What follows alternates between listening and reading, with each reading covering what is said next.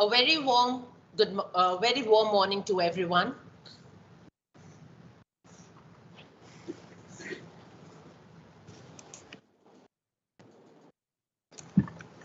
As all the judges and both the teams are here with us, we are good to go. The road to success and greatness is always paved with consistent hard work. Outwork your competitors, be authentic, and above all else, chase your greatness. Good morning, respected judges, talented participants, the worthy teacher in charges, and the lovely spectators.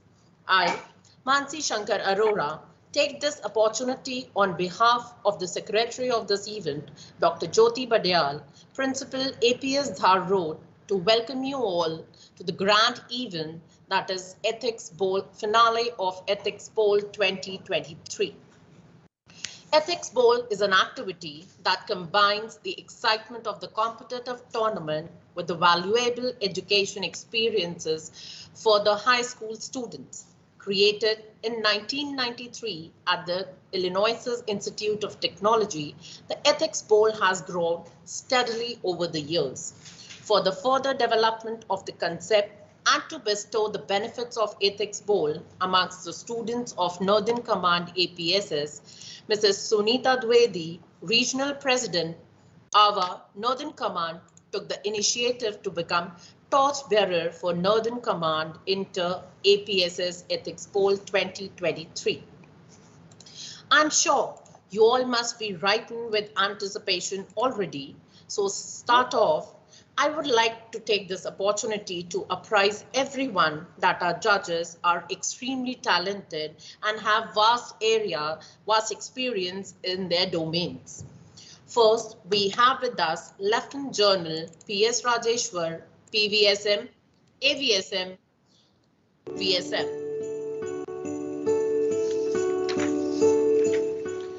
Sir was commissioned into the Regiment of Artillery in December 1980. A gunner and an aviator, he is an alumnus of Defence Services Staff College, Army War College and National Defence College in New Delhi and Philippines. He has actively taken part in Operations Meghdoot and Operation Rakshak. He commanded a medium regiment in Operation Parakram, an infantry brigade on the line of control, a counter-insurgency force in Jammu and Kashmir, and a corps in desert sector. He also served on key staff assignments and UN peacekeeping mission in Mozambique and Rwanda. His apex responsibility, both tri-service, included the Chief of Integrated Defense Staff to the Chairman Chiefs of Staff Committee and the Commander-in-Chief of Andaman and Nicobar Command, from where he retired in May 2020. We welcome you on board, sir. Thank you. It will be our pleasure if you want to address the participants. Let me wish all of them all the very best. They worked hard for it. And I know there is always winning and losing, but I think it's great. You have fought and reached here. That doesn't matter as much as your, wonderful participation and what you learned from it. But may I wish both teams equally for the success that they will achieve based on their work. Thank you. Thank you, sir. Next, we have with us Ms. Devika Lal. Ms. Devika Lal is an officer in Indian Foreign Service. She is presently Deputy Secretary in the Ministry of External Affairs in New Delhi. She has previously been posted at the Embassy of India in Moscow. During her current tenure in Delhi, she has handled multilateral issues pertaining to nuclear disarmament, space security, etc., as well as India's bilateral relationship with two important partners, United States of America and most recently with Bangladesh. Prior to joining the IFS, she worked with World Bank as a consultant. She has Masters in Economics degree from Delhi School of Economics and graduated from the Global Masters of Arts program at the Fletcher School of Law and Diplomacy in the US. We welcome you on board, ma'am. It will be our pleasure if you share a few words with our participants. Thank you, ma'am, and I would like to thank the organizers for this opportunity. I would just like to say that I wish the team the very best because they both have been through an entire process in which I'm sure they've done a great job. And I personally really look forward to hearing their perspectives on these case studies that you have put forth. And I'm sure they'll do really well. And I congratulate the schools for actually coming up with such an interesting format in which students can debate, deliberate, and actually grow personally. So thank you. It's a pleasure to be here. Thank you, ma'am. Next, we have Mr. Rishabh Shah. He is founder of an organization that is largely attributed for spreading MUN culture in the subcontinent and so instilling Indian thought via these conferences. Founded in 2011 when he was 18, the youth-run non-profit organization that is India's International Movement to United Nations, or popularly called as IIMUN. It works in 220 cities and 35 countries, and over the last decade has impacted 5 crore teenagers and has had 26,000 plus students in turn between 16 to 22 years of age to run it.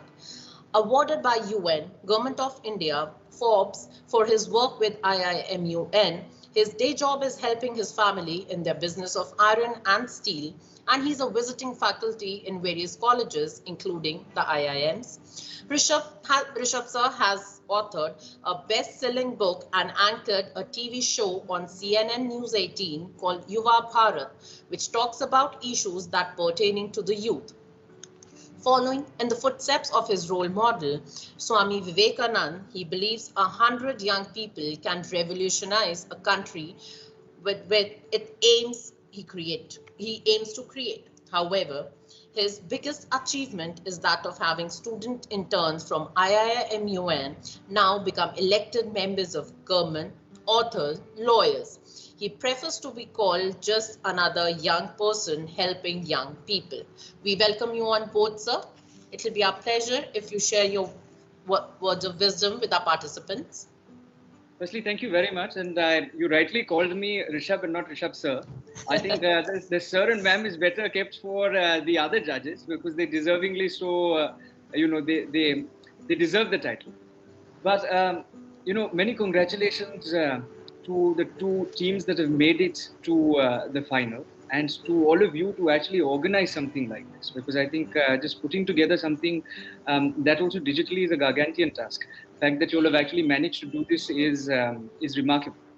To the two teams, I'd just like to say that, it's 800 million young people below the age of 35. I fundamentally believe that young people are the future. And that's something that I've seen at the organization also that I help run in a small way. That young people have now gone on to become members of parliament. They're doctors, they're lawyers, they're bringing out, they're making change. And the first stepping stone to change was when they started thinking out of the box and they started challenging status quo. So what you're doing with the debate is furthering both, and therefore I wish you all the luck. And I'm looking forward to seeing this, and not just seeing you here, but I'm sure seeing you in the real world making a lot of change in the very near future. Wish you all the very best. Thank you so much. As you know, that the matches are going to take place between Army Public School Kanpur and Army Public School Udhampur. Now, I will request the participants from both the schools to introduce themselves one by one. We'll start from the orators from APS Udhampur. Greetings everyone, I am Myra Mahajan and I am the presenter of APS Udhampur. A very good morning to everyone. I am Ananya Sharma from class 11th Humanities stream and I am a presenter from team APS Udhampur. Good morning everyone, I am Anaya Bhattacharjee. I am a presenter from APS Udhampur. Good morning everyone, this is Erica George and it's an honor to be here sharing this platform of ethics with everyone. Thank you.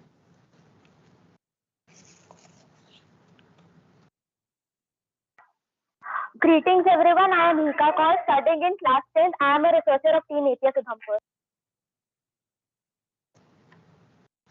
Good morning everyone, I am Sujat Singh and I am a researcher of APS Udhampur.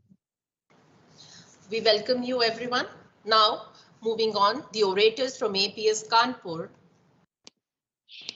A very good morning to one and all present here. My name is Asher and I'm one of the speakers for team APS Kanpur. A very warm morning to everyone. I am Anirudh and it's an honor to be here. Good morning everyone. I am Siddharth of APS Kanpur and I am going to be a speaker for them. A very good morning everyone. I am Nandini and I am a speaker for APS Kanpur. Good morning everyone. My name is Sandra and I am a researcher for APS Kanpur. Good morning everyone. My name is Shubh Gupta and I am a researcher and I look forward to the event. Thank you. I wish best of luck for both the teams. Now we are looking forward to witness an interactive and vivacious discussions from both the teams. The presenter and the responder teams will be chosen through draw of lots. The name of both the teams are written on the slips in the bowl. So I'll be picking one.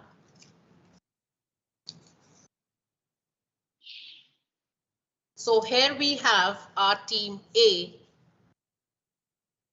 or the presenter team, that is Army Public School Kanpur. Team B or the responder team is APS Udhampur. Albert Einstein once quoted, "You have to learn the rules of the game and then you have to play better than anyone else." With this notion in mind, let us move ahead. Though the course of action for the matches was already sent to the participating schools through general instructions and guidelines, but I'll just reiterate the rules in case of any doubt. Each team will be given 10 minutes to present, including answering the ethical question put up by the moderator at the end of the case study. A reminder bell will be given after 8 minutes and the final bell will be given after 10 minutes to sum up the case.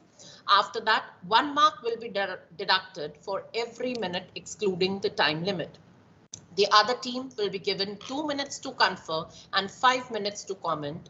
The other team is also required to ask a maximum of 2 questions to the presenter team post their commentary. The presenter team will be given 2 minutes to confer and come back with their answers. No cross-questioning by the other team is allowed. The presenter team is required to answer the question put up by the other team within 5 minutes. The team can decide whether all the members will speak or only one member will speak. A reminder bell will be given after 5 minutes. After this, all the judges will ask one question each. They are allowed to cross-question the presenter team members. The presenter team will get 2 minutes to confer and get back with their answers. There will be a 15-minute break before the next team presents its case. Once the next team starts, the same format as the one mentioned above will be repeated.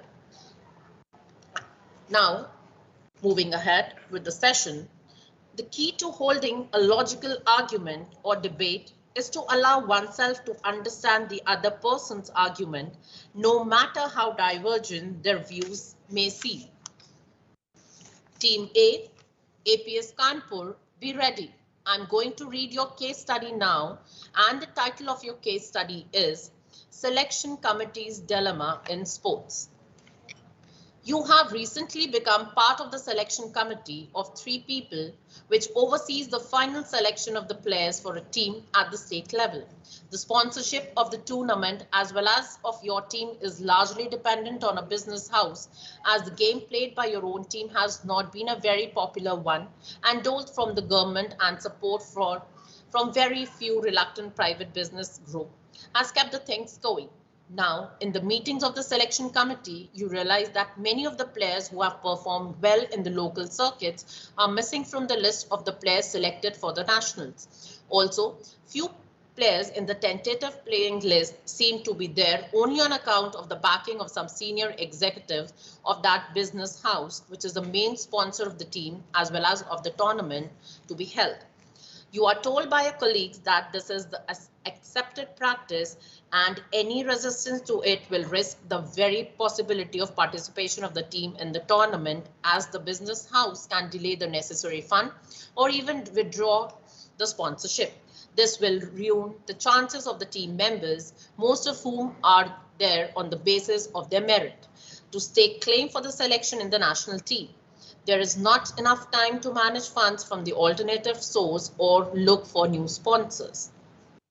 Now, going with the question, APS Kanpur, your question is, discuss the merits and demerits of each of the options available before you and rationalize your course of action in such a scenario.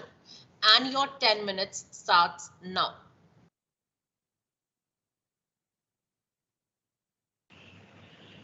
The spirit that every sports person addresses is that you were born to be a player.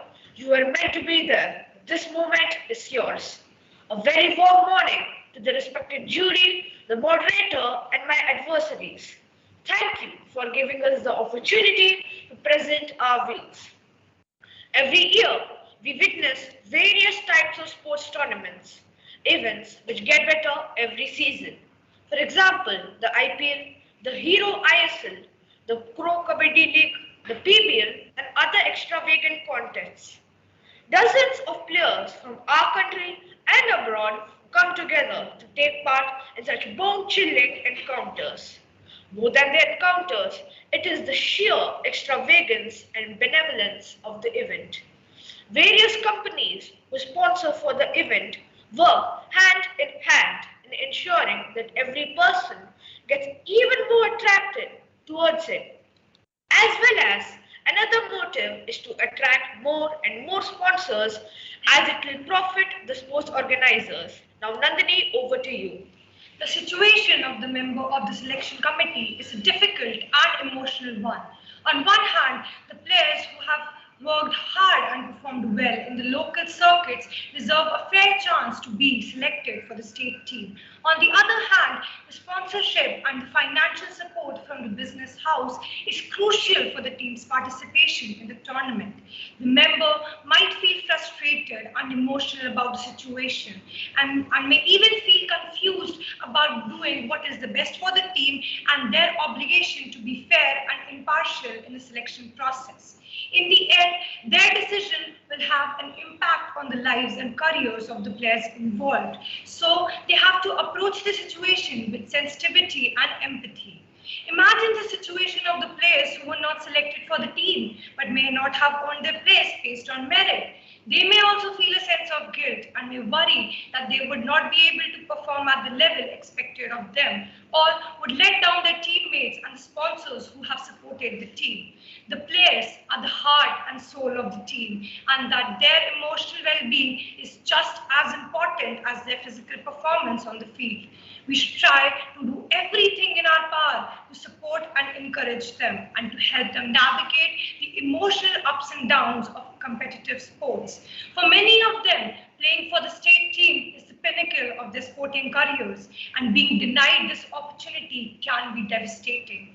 They may feel a sense of betrayal, thinking that the selection process was biased, which would lead them to feeling angry, frustrated, or even depressed. But what about the players who have not been selected for the team? That could also have a negative impact on their self-esteem and self-worth, as they may begin to doubt their own abilities and their value as a person. But if a player is selected for the team based on their connections or sponsorships rather than their skills and performance, then that could also have a negative impact on their self-esteem and self-worth, as it could lead to feelings of anxiety, guilt, and shame, and could eventually affect their performance and well-being. Do you know what the estimated market size of sports in India is? It was about 95 billion Indian rupees in 2021. Sports have many financial resources, but not all the resources are used in the correct manner, which is why sports is still a developing aspect in our country. This case presents us with the dilemma of choosing between a sponsorship or choosing the best athletes for our team.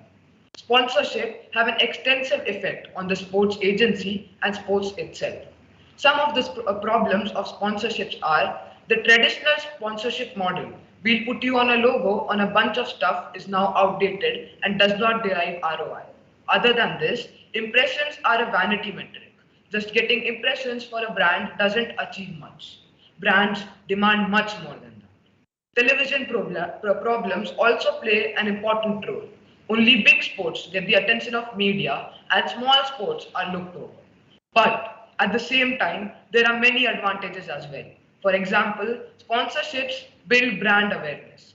It also drives excitement around the brand and its products and services. The revenue from sponsorships increase product or service sales. The market are also bringing a new geography to sponsorships. A launch of new product is also helped by an upcoming sponsorship. Do you know, as per the yearly report, which was released by the Sports Committee, clearly shows the flaws of the sports organizations.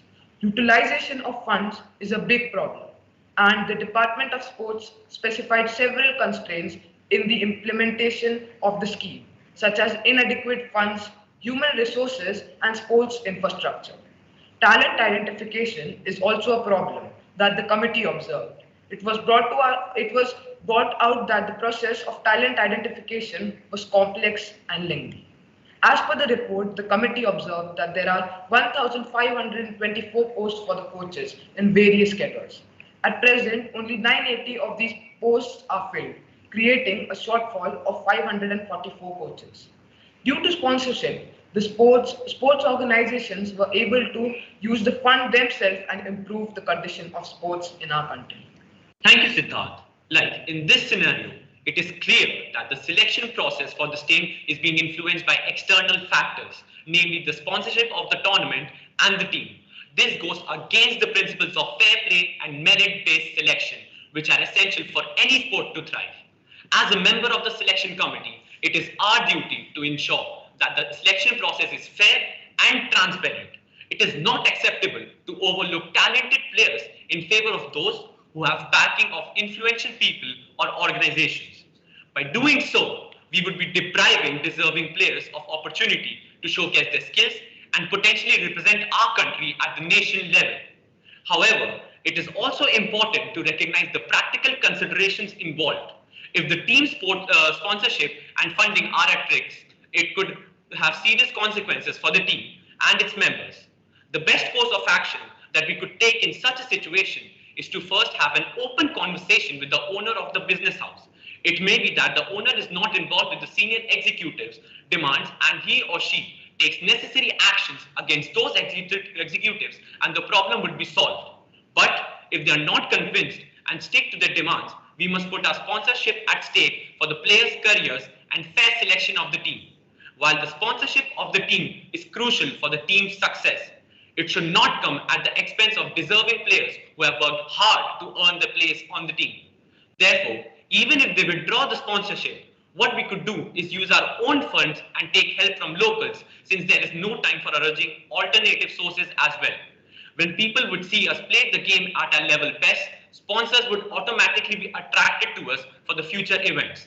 At last, I would like to quote, "Play for the name on the front of the jersey, not for the name on the back." Thank you. Now I rest my case. Now, answer to the moderator's questions. There are two options available to us. Firstly, we turn a blind eye in the situation and jeopardize synergy and take consideration. We should put sponsors above our team, and it has lots of demerits as we are doing injustice and unethical. The players have worked very hard to make their places in a team, but it has a merit that we would be going to the tournament and we would be playing the game. And the second option is we would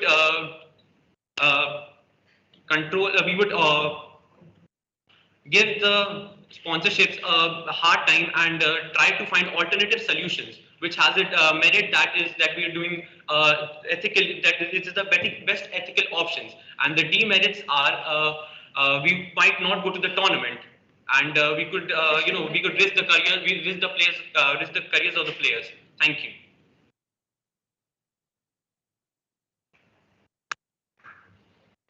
Very well articulated, Team A. That was such a wonderful deliberation of thoughts, and I'm sure our judges will agree with this. Team B, APS Udhampur, you have 2 minutes to confer, after which you will present your summary and you will pose the question to Team A. Your time to confer starts now.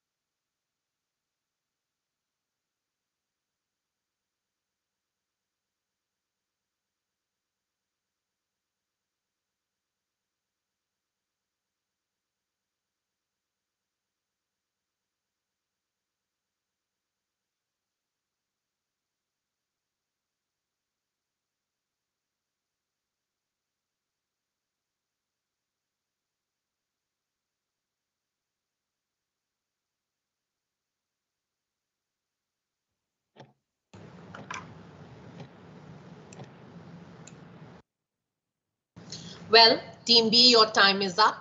Please be ready to present your comments and pose your questions to Team A. You will be given a total of 5 minutes to do so, and your time starts now. Thank you. That was a very insightful, and I think we all agree to the point that this was actually the most ethical way around. But despite the alternatives, I would like to enlighten you upon a point that no I-League footballer was selected in the 18-day long camp in Bhubaneswar, and players like Churchill brothers, S.K. Sahil, Ashutosh Mehta, and many others, they did not receive the chance to participate and improve their skills.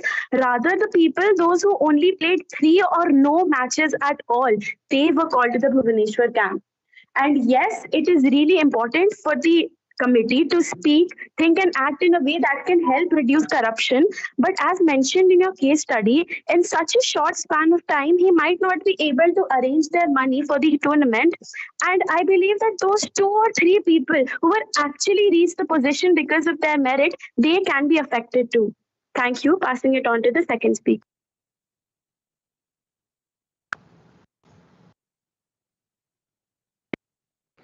Thank you. So first of all, very well said and explained. But let me give you an example. So like Bollywood. So nowadays there's a trend going on that even the most talented star kids, for example, let's take example Alia Bhatt. So star kids. So even they get backlash. They are very talented. I don't think that anybody will disagree. So just because they are the star kids and the nepotism trend is going on, they get a lot of backlash. So you did talk about how the players that deserved it or who got left out from the team will be very discouraged. But are you proposing that the ones selected, even if they had a business house backing, did they not even practice their sport or the team they're selected in their whole life? Did they never do what they had to do to reach there? Will they not get discouraged? Yes, they are rich or they have business house backings, but what about the discouragement that they will face? Passing it on to my next comment. Right. Thank you so much. You did go for the correct, the most ethical way. But you also stated that, you're going to do the right thing. You're going to completely jeopardize your sponsorship. So my question to you is, you say that these players deserve the win. They deserve that they play in the game. But by ensuring that by putting the sponsorship at stake, knowing fully well that you're jeopardizing their very chance of playing in the tournament, how can you justify a course of action? Aren't you destroying the future of the potential players and the selected players who worked so hard and came on merit? Yes, definitely, you're taking the ethical way around, but won't that be completely jeopardizing? It's clearly mentioned that, only a few players would be selected from the business house. So for the second question, I would like to pass it out to the other teammate. Thank you, Anaya, and thank you, A plus Kanpur, for the lovely presentation. And like my team members have already stated, you did choose the ethically right decision. And before asking the question, I would like to quote a case before you to support my question. The vice president of the Indian Olympic Association had sent his own son as a chief medical officer in the 2016 Rio Olympics. He knew nothing about sports medicine, and due to this, India got huge embarrassment on the global stage. At the very helm of Indian cricket lies the BCCI, who is the governing body, but they themselves have been in limelight for bad reasons. The former Chief Justice of India, R.M. Luther, in an executive interview to Outlook, clearly said that Indian sports suffer from corruption and nepotism, and it needs an overreaching regulatory body. This is one instance about corruption in sports, but there are so many other cases about corruption and nepotism in sports, like the Pete Carroll case and the USC case, Russian judges in Salt Lake case, and Barry Switzer case. And here they are these people who rule over sports and the government like big businesses. And generally, you can't even create public pressure on these people because even the media are hand in glove with these people. So what then can you do about such people who are corrupt themselves and are spreading their evil in sports? That's how we would like to conclude our questions. Thank you.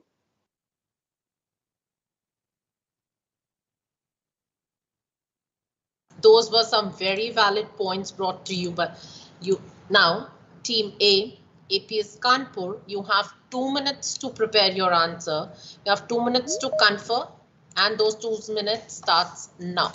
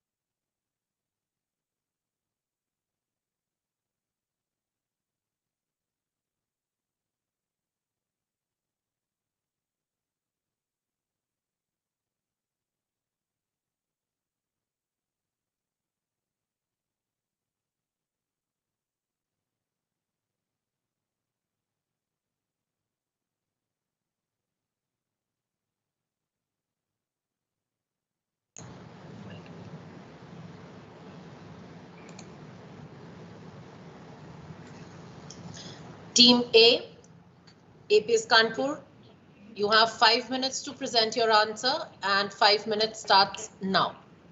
Thank you, Team B, for your wonderful comments and insightful questions.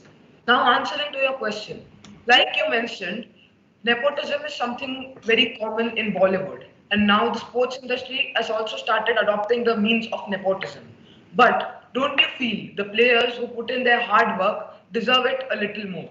I am not saying that the people who are from the business house are not deserving. But at the same time, I feel that the players from the business house could also have tried out the legal and the correct way. Why does the sponsor have to talk for them? Why can't they talk for themselves? And so this is my part of the answer. Well, we all know that Bollywood is one of the largest film industries in the world. So it clearly shows that besides the actors who are talented and have come through the business house, there may be even more talented people who have been contributing to the immense success of Bollywood. Similarly, in sports, Indian sports has been widely regarded as one of the most upcoming yet emerging sports, which every person in the world can enjoy. So there will be one or the other sports persons, even though they may come from the business house, as clearly stated by Siddharth, they may also be equally deserving. But don't you feel that the selection should be a level playing field? If you go over the limelight and go through nepotism, then you won't satisfy what the players are. They are for the nation. For the nation, when they are for the nation, they'll always be with the citizens of the nation. To add up more, I would like to request my partner Shubh to continue. And yes, what you have mentioned, the team could lose their chances of entering the tournament, but it doesn't mean it will destroy their careers. The careers of the players are not linked with just one tournament. If they are able to arrange their resources to enter the tournament, they could enter it, and based on their merit, they could win the tournament. But if not, they will do hard work and enter in the next tournament and show their abilities and what they could do on the basis of wholly on themselves. Thank you. And at last, I would like to quote a quote. Hire for passion and intensity. There is training for everything. Thank you. Answering the second question, yeah, the players feel very disheartened when something like this happens, and I'm sure you agree. But at the same time, I would like, now that Bollywood has come into the topic, I would like to use an example of a movie, Gold, in which there was this team of a hockey team which went for the Olympics, and the coach was Tapan Das. There was no sponsorship given to the team, and the Sports Association of India was also neglecting the fact that this was a good team. So the coach Tapan Das himself took the responsibility of the team, and they started practicing in a Buddhist temple, and they had to use bricks and other objects to use as sports infrastructure, as they didn't have enough funds. As clearly stated by you, which is true, that corruption and nepotism has been playing a big role in the diligence and the degradation of the sports industry as well as other industries. But what the government has made many laws related to it in ensuring that the corruption and nepotism doesn't work. Yeah, it is true that nepotism, even after the government laws, is still being followed. But as a citizen, even as a sports player, as stated by a previous answer, you should speak up for yourself. More than the government, if individual purpose go into it, then corruption and nepotism can be stopped at a drastic manner. Thank you.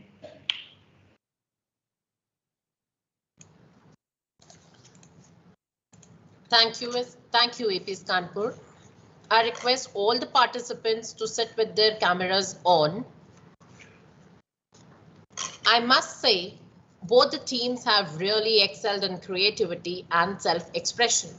Moving ahead, it's time for the judges' question. May I request our first judge, Lieutenant General P.S. Rajeshwar, to pose the question to Team A, APS Kanpur. Sir. Thank you for asking me. Thank you, Team APS Kanpur. That was an excellent you know, set of responses to this dilemma. While this is a selection committee's dilemma, my question is, let us say you are an individual member of the selection committee, number one. The other two members are either not known to you, okay, because it is an individual choice that you're making, and you argue the way you have argued in front of them, the way you want to go, right? At the end of this, there is a selection which is done by casting votes. All three members are equally responsible for that. And you find that in your individual opinion, some of the players who you actually didn't feel were deserving have made it. And some of them are still of the, they could be linked or not linked based on whatever discussion you have. So once the team is announced, you have to, how do you plan to face the players knowing that this is going to be a challenge? How would you say something? Would you not say something after the team selection? What do you think as an individual? I'm asking, right? That's my question. Thank you. Yes, APS Kanpur, you have 2 minutes to confer. And your 2 minutes starts now.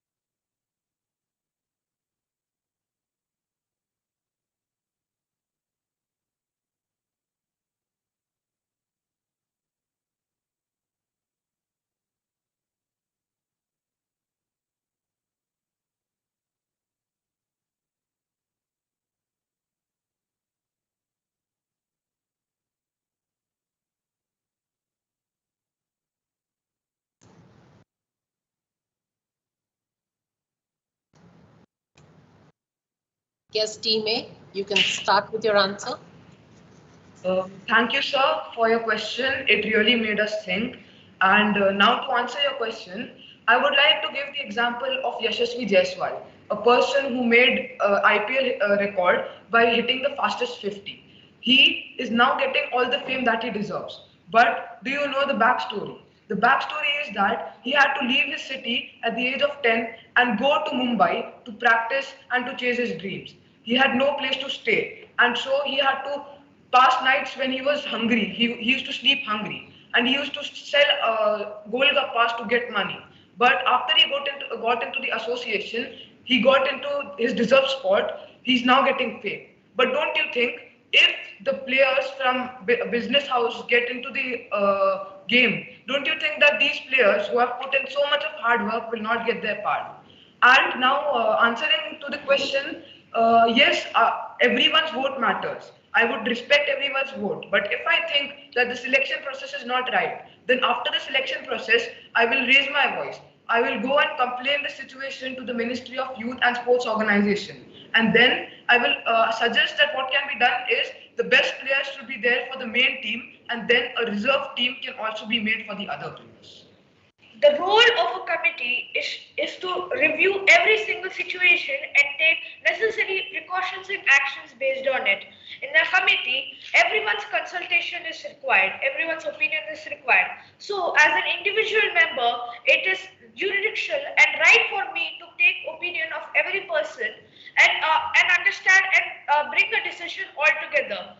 Even though it is not, even though it happens as if we don't agree to their opinions, but it is a consultative matter. Everyone should consult each other and then go with it. Another thing which can be done is that while confronting the players, we can express our opinions, even though it may cause a lot of hatred towards us and the committee. We have to let the players know that they are equally deserving, or yeah, rather even more deserving than the business house players. So they should try and try, and we as an individual member will try our very best in ensuring that they may get deserving chance and as per their talent, as per their caliber, etc. And and as rightly said, we have to fight our own battles. For a position in the first team, we have to fight our own battles. And as rightly said by my teammate Siddharth, there should be a reserve team for the players. They can work hard and can get better sports facilities. And then when they get the chance, they shine on the pitch. Thank you.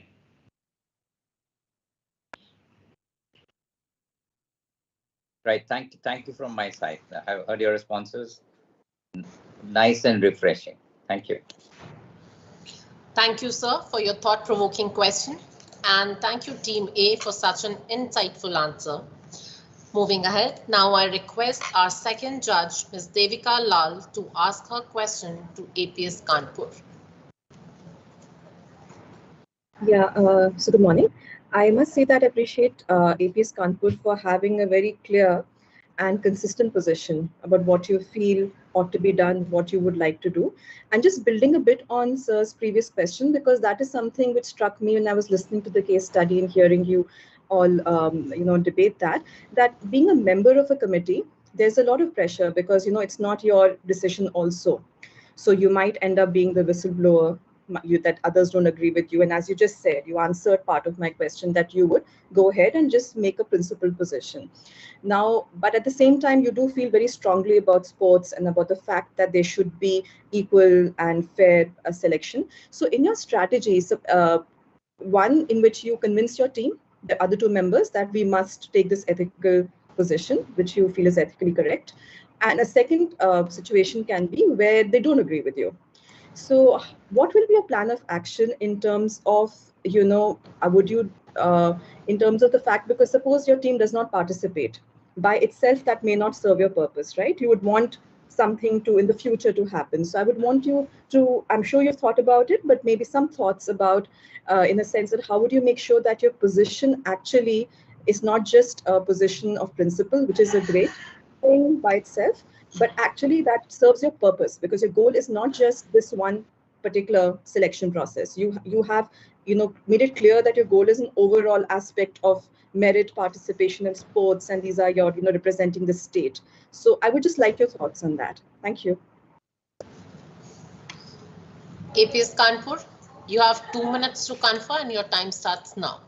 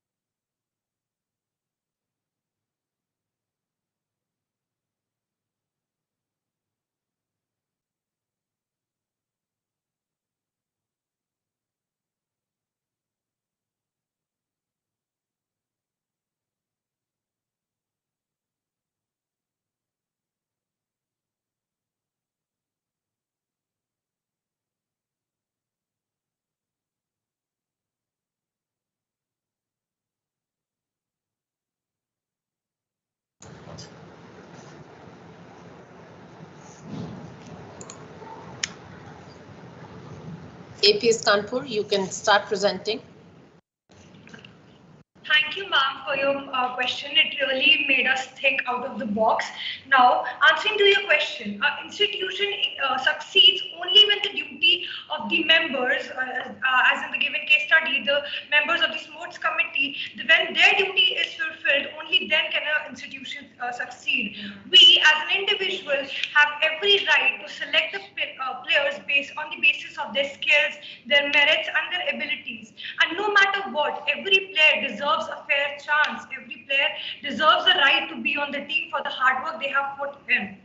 Now, for adding more, Siddharth would like to. There can be certain amendments in the committee which will help the committee take better decisions. Other than that, the right to oppose the wrongdoings in this situation is also with us, because we are the responsible person.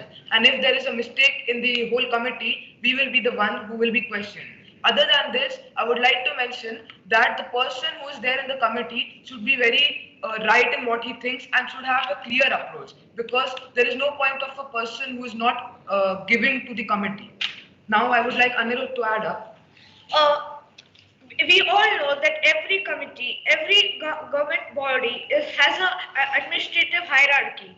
In this case, the committee members have a main head, that is the Ministry of Sports and Youth Affairs. Using the post of as an individual person of a committee, we can use our post. We can use the resources which have been provided to us. But as stated in our previous answers, we can approach towards the higher authorities, that is the Ministry of Youth Affairs, and even so that we can express our views, which can be mostly done in written form. We can approach our views, which is a just way and which every person may accept it. Secondly, we can use legality in this. Since we are at such a post, we may have some or the other legal contacts which we can use in ensuring that what course of action which can be taken is just. What are the different rights and powers which can be provided to us, and what we can use in a legal aspect which may satisfy the nation, satisfy the Constitution of India. To conclude, I would like Ashar to add more. At last, I would like to say, nothing we do is more important than hiring and developing people. But at the end of the day, we bet on people, not on strategies. Thank you. Thank you. Thank you for your response. Thanks. Thank you, ma'am, for your thoughtful question. And thank you, APS Kanpur, for a well-coordinated answer. Now, I request our third judge, Mr. Rishabh Shah, to pose a question to APS Kanpur. So firstly, it's so refreshing to be able to hear an idealistic perspective. I sincerely hope that going forward, you maintain the same ideals, especially in the world outside, where realism takes over idealism, and then people lose, the same principles that they learned in school. It's rightly said that children are a reflection of God, and I got to see, and I get to see this, very fortunate, again, to be surrounded by young people. But my question to you, you've answered this case study comprehensively. I don't think whether there is any other question to ask on this. So if I may, there is an ethical dilemma that somebody who I know is facing. And I want to ask you a question on that. It's related to sports and it's related to this. Are you familiar with the wrestlers case that is taking place in New Delhi? Okay. So on our board at IMON, there's a lady called PT Usha who serves as a part of the board. I'm sure you're familiar with PT Usha. And if you're familiar with the wrestlers case, then my question to you is this, that if you were in place of PT Usha as the president of the IOA, and there is the ethical dilemma that you have, because your appointment at the end of the day, as much as it's a selection, it's also because of the ruling establishment, that is the BJP. You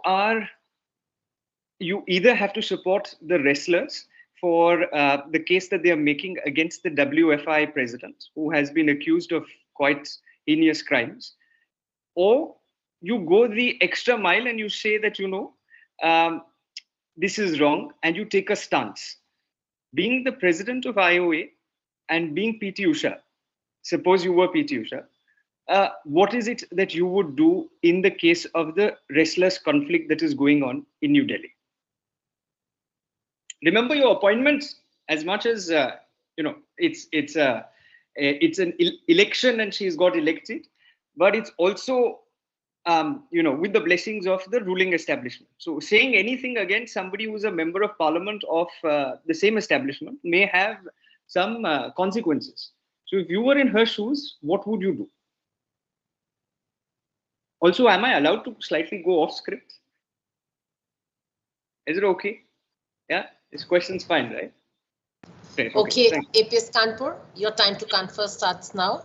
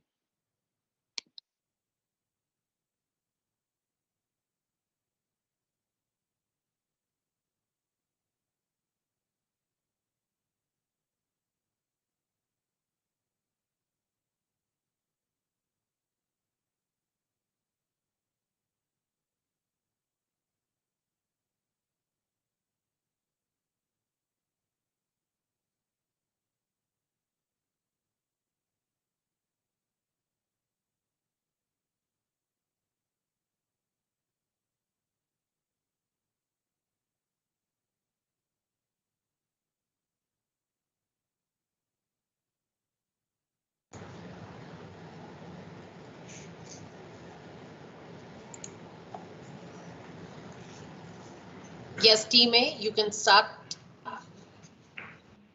Thank you so for such an intriguing question, which made us look into our mindset and look at what are the current affairs we have seen. Now, answering to the question, firstly, I would like to put some light on what is the case which you clearly mentioned. It was when the wrestlers of the nation, which have got many laurels, include in many tournaments, had reported a case about the chief of the wrestling federation, Mr. Brij Mohan, who is part of the BJP party, has been accused of harassment towards the wrestlers. As PT Usha, as clearly stated, we have been come at such a post based on our merit. So it clearly shows that we have enough ethical and moral values in which we can look into the whole case at a different perspective, as per the trust of the government. So it clearly shows that the steps we take can be accepted by all, and we as a member of parliament will have the right to speak up at everything. Now to continue, I would like Nandini to add more points. As a member of the parliament, we have every right to raise a voice against the wrong or what we feel is wrong. And it is a fundamental right to express our opinions, and we have the right to speak what is going on in our mind. And if Brij Mohan sir has been accused of harassment, then there might have been some injustice. Injustice might have taken place because nobody is going to raise their voice against an issue that has never taken place. To add more points, and I would like to speak. Also, what we can do is that we can even after based on the points Nandini stated, we can even use the powers given to us. We can look into the matter very deeply, and we can even We can even launch the case based on a judiciary. Add more points. I think Nandini has more points. No, we're done with the answer. Thank you. Yeah, thanks a bunch. Thanks a bunch. Well, thank you. Thank you, sir, for an inquiring question. And thank you, APS Kanpur, for well-articulated answers.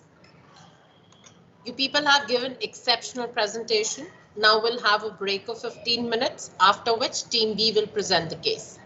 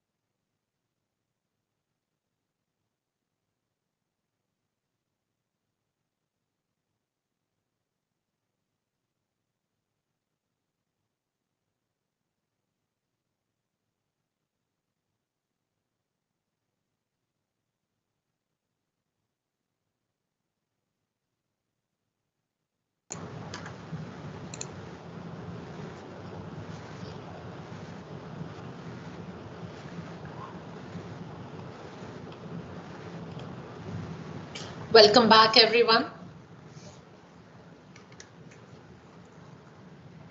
All the participants from Team APS Udhampur.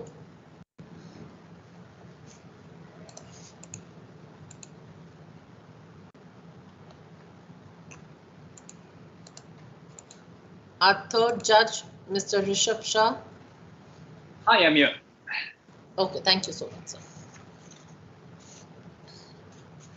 We had some very intriguing and magnificent ideas from both the teams in our first round. Now it's time for Team B, that is APS Udhampur, to present their case. Team B, I'll now read your case study, and the title of your case study is Challenge of Maximum Voter Turnout. You have been appointed by Election Commission as a booth level officer to oversee the conduct of elections in a remote and underdeveloped area. For the preparations of elections, you have been instructed to ensure maximum voter turnout.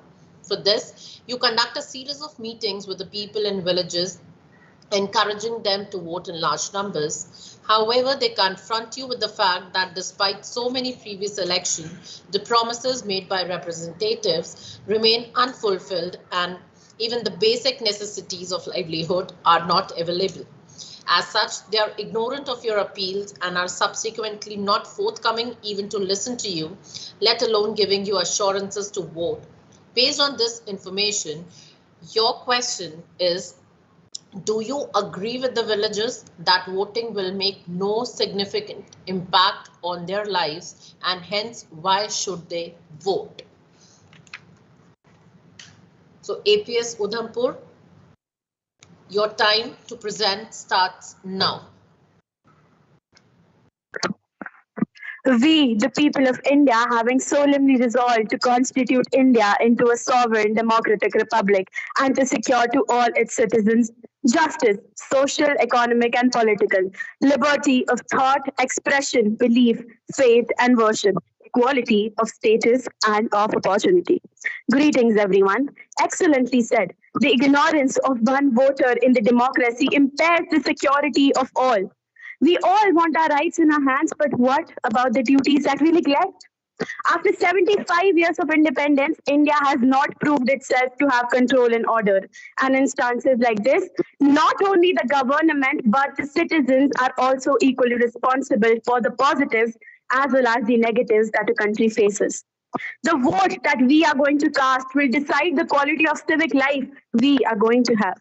By Swaraj, I mean the government of India by the consent of people as ascertained by the largest number of adult population, male or female, native born or domiciled, who have contributed by manual labor to the service of state and who have taken the trouble of having their names registered as voters. Mahatma Gandhi. Why should we vote? Don't you believe that we live in a democratic country? India's democratic underpinnings are based on election results. What was the first definition of democracy you learned? The government of the people, for the people, and by the people. We are fortunate to have the constitutional right to vote. We take it for granted, but the Constitution guarantees us the right to vote for whom we want and to change our minds. To answer the first question asked in the case study, yes, no matter what, your one vote matters the most. Voting is a right and responsibility towards the nation. A right that makes you significant in the nation, that makes you important because, ladies and gentlemen, it is us who decides what and who the future of our country will be. We are responsible for our nation, and even if it is just a single vote, it matters the most. As Abraham Lincoln has said, and I quote, elections belong to the people. It's their decision. If they decide to turn their backs on the fire and burn their behinds, then they will have to just sit on their blisters. Thank you. Passing it on to Anna.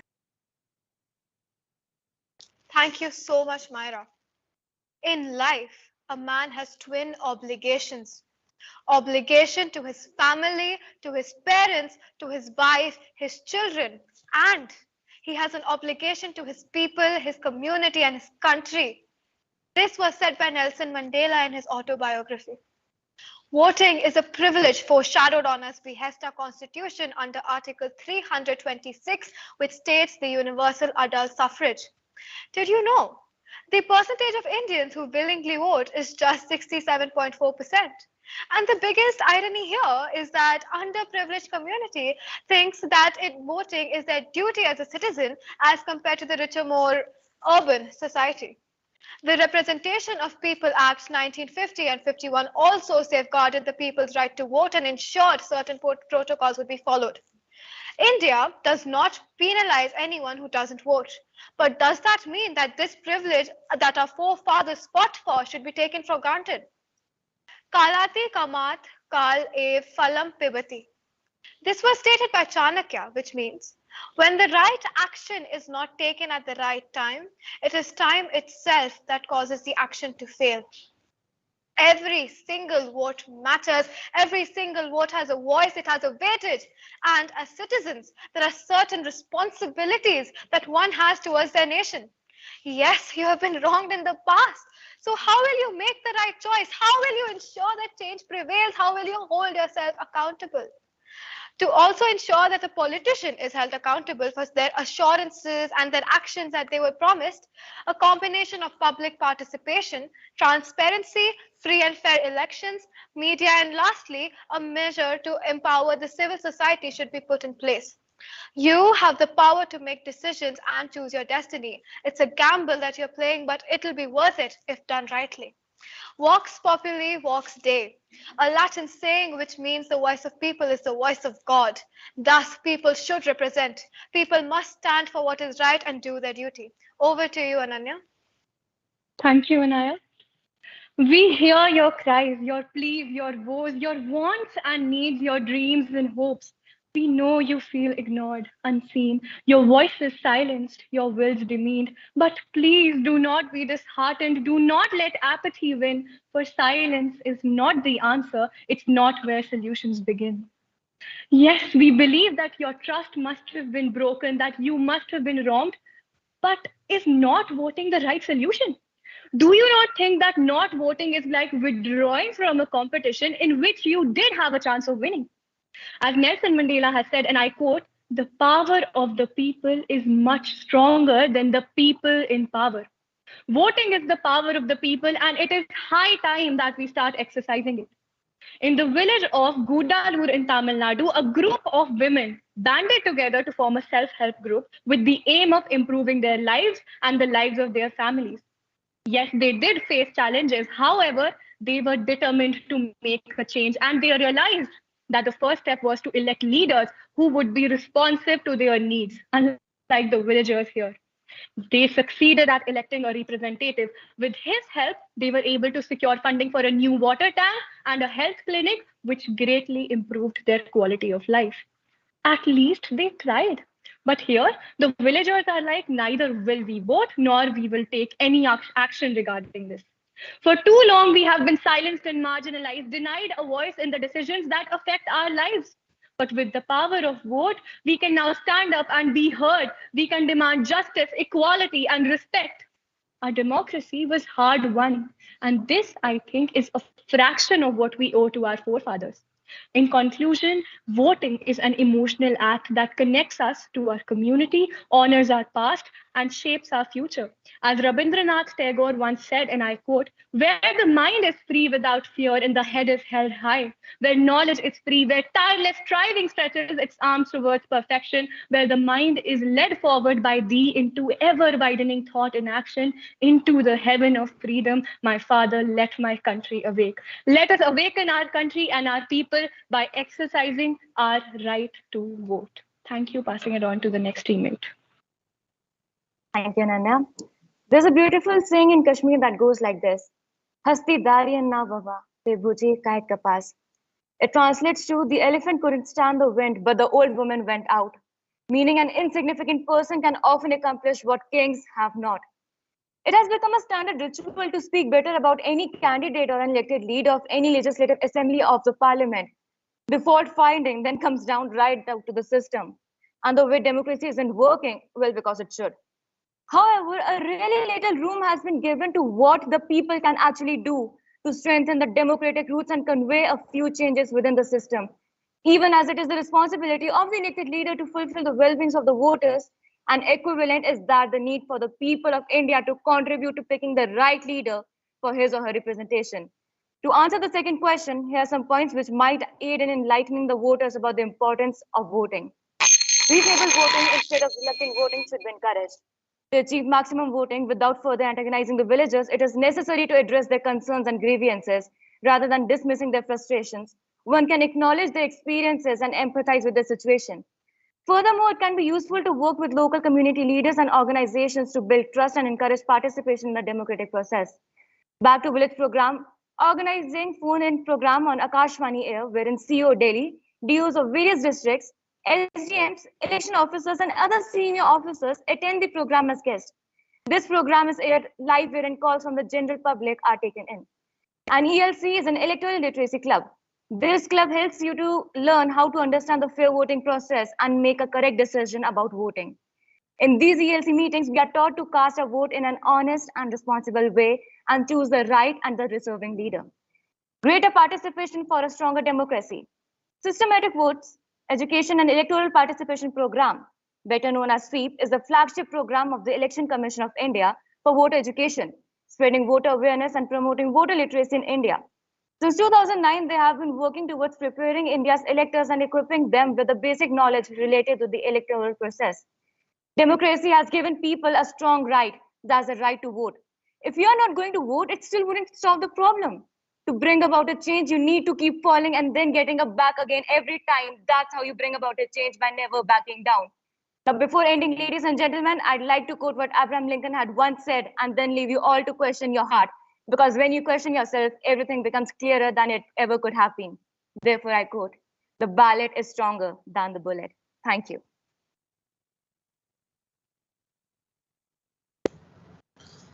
Thank you, APS Udhampur, for the wonderful communication of your thoughts and ideas. Now, Team A, APS Kanpur, you have 2 minutes to confer, after which you will present your case and will pose 1 to 2 questions to Team B, and your time to confer starts now.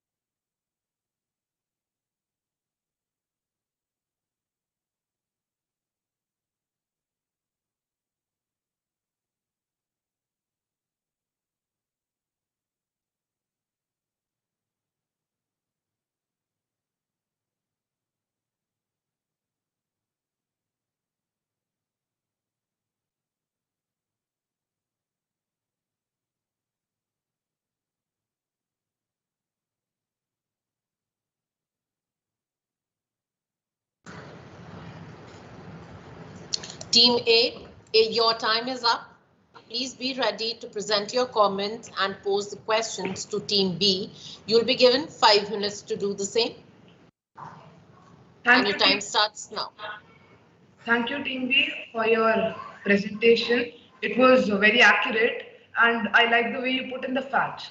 But elaborating the case a little more, I would like to mention that you stated that the people of India are not voting. You mentioned the statistics about the voter turnout. It is a good number, but compared to other countries such as Singapore, it is not good. So you could have stated the measures, the reasons that the voter turnout is low. And the reasons, as per me, that the voter turnout is low is that the people are uneducated. They are not aware of what is being done with them. Other than that, in the case, they had stated that there is no trust in the mind of the people because of the previous elections also. They had promised everything that they could have delivered, but they didn't. And so the breach of trust is also one of the main reasons because of what the people are not ready to vote. Other than that, the ways that we can change this and we can make people vote are effectively attracting voters. This can be done by making it easier, and it can be easier when everything is online. During the pandemic, we have seen how much the technological world has played an importance, and we can use online voting as a way for people to enroll. Other than that, we can address the voters personally, and here the voters are all people, but most of them would be the youth of India. Addressing the youth would have an advantage. The advantage here would be that the youth will be easily, they are educated because of government schemes and new schemes that are coming up almost every year. And so they will be, if we talk to them, it will be easy for us as well as them to explain it to their family members, which will, bring in a sense of awareness in everyone's mind. Now I would like my teammates to continue. So there are some other points which I think you should have mentioned, and it would be better for the case. The thing is here, the public is not satisfied with the representatives' actions, and there could have been a point that they should do something against it. One of the ways by which we can ensure maximum voting is that there is an option of none of the above in the election commission, which is also known as nota.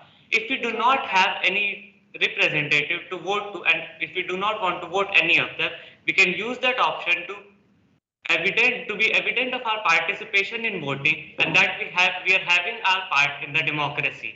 Also, the villagers could have done something by electing their own independent representative to by electing their representative so that they could get their rights. Now, the first question for Team B is, how can the use of emotional appeals by a booth level officer be compared to the tactics used in modern advertising campaigns? And my next question is, what factors contribute to the lack of interest among young people in pursuing a career in politics, despite having numerous career options in fields such as medicine, engineering, and finance? Thank you.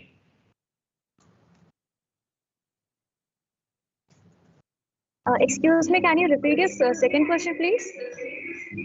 What factors contribute to the lack of interest among young people in pursuing a career in politics, despite having numerous career options in fields such as medicine, engineering, and finance? Unclear? Just to be clear, they have a lack of interest in the political field. Yeah. All right. Okay, Team B, you have 2 minutes to confer, and your time starts now.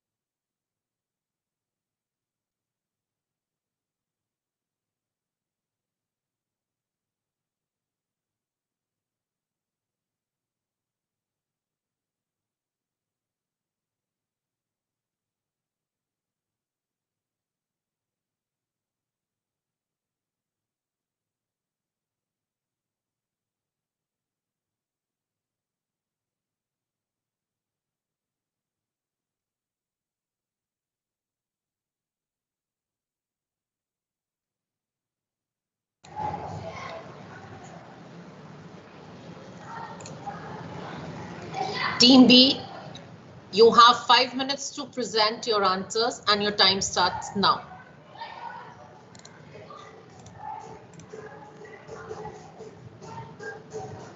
Yes. Thank you so much for your lovely questions. And to answer the second question about the lack of interest in politics, I would like to answer it in a way that I believe that youngsters, they do not lack the interest in politics, and all thanks to competitions like IIMUN, ethics bowl, etc., etc. We, the generation of today, we are aware about voting, democracy, and we have the ability of critical thinking. And these events, they make us aware about our budgets, how democracy works, etc., etc. And to start off with, we people are taught political science in sixth standard in the CBSE format. And the first thing that we are taught in political science is democracy. And the key of democracy is voting. And then we are taught about other things, how elections work, how the parliament works, what is the Lok Sabha, what is the Rajya Sabha. So even when you are taught all of these things in sixth standard, I believe that nation is in very good hands. And obviously, if you see, if I take the example of our school, around 200 to 150 kids have enrolled in political science and humanities field this year, which states that how interest people have in subjects like political science. And to continue further, I would like my teammates.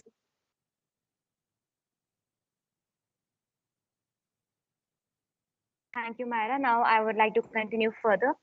So you mentioned that, like Myra had already mentioned, that reason about the voter turnout to be so low, that they do not have interest, they do not have trust. Well, I'm sorry to say, but if you had listened to what I said a bit more carefully, I did mention that they have lost interest, and what we can do to build up their trust against, like the building of the local community leaders, and how they can collaborate with them to support the trust between these people.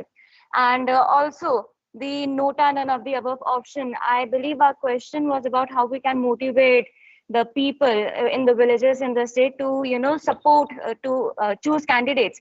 None of the above option, nota would have been the last resort, and unfortunately I did not have enough time. I have only 2 minutes to confer, but if by chance I had more time, I would have continued further.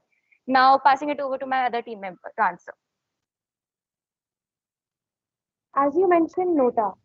One of the disadvantages of nota is that if any person selects the voter as nota, their selection for nota is not secret.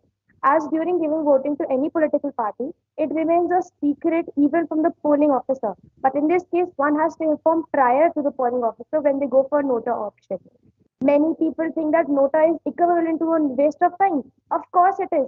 When your options are, when you have to inform prior to the officer, why should you waste all your energy, go there and go to the polling booth just to select no option? If more than half of the population goes for nota, then even the elected winning candidate is not a choice of all the people of the country.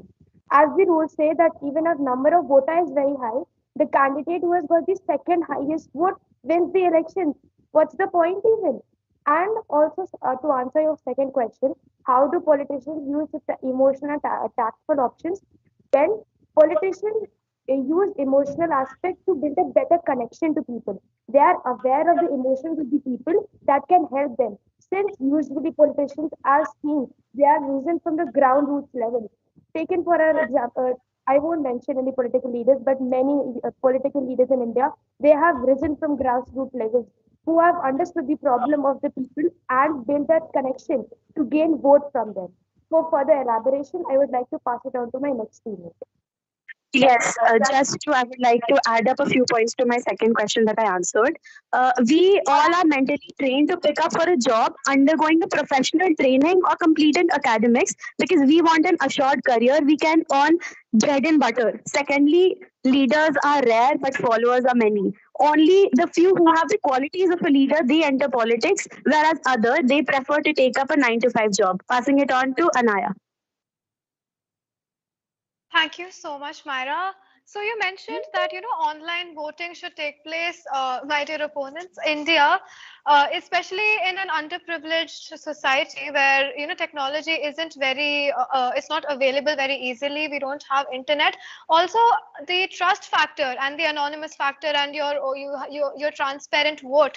It won't be possible if you opt for online voting. Yes, it is a good method, but to implement and to actually put across is going to be extremely difficult. I would like to pass it on to my next teammate. Thank you, Anaya. And about your comment about the online computer, we can't do it because in the villages they don't have internet connections, and also there are many people who are not aware about the latest technology. So online voting cannot be a solution. So thanks.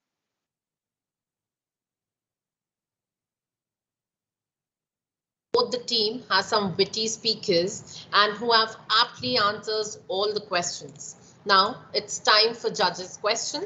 May I request our first judge, Lieutenant General P.S. Rajeshwar, to pose his question to APS Udhampur. Sir.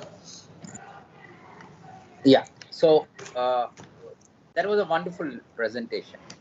But my question is pertaining to what all you have said. And I take it you're all booth level officers. And what has happened is you saw that villagers were reluctant to vote.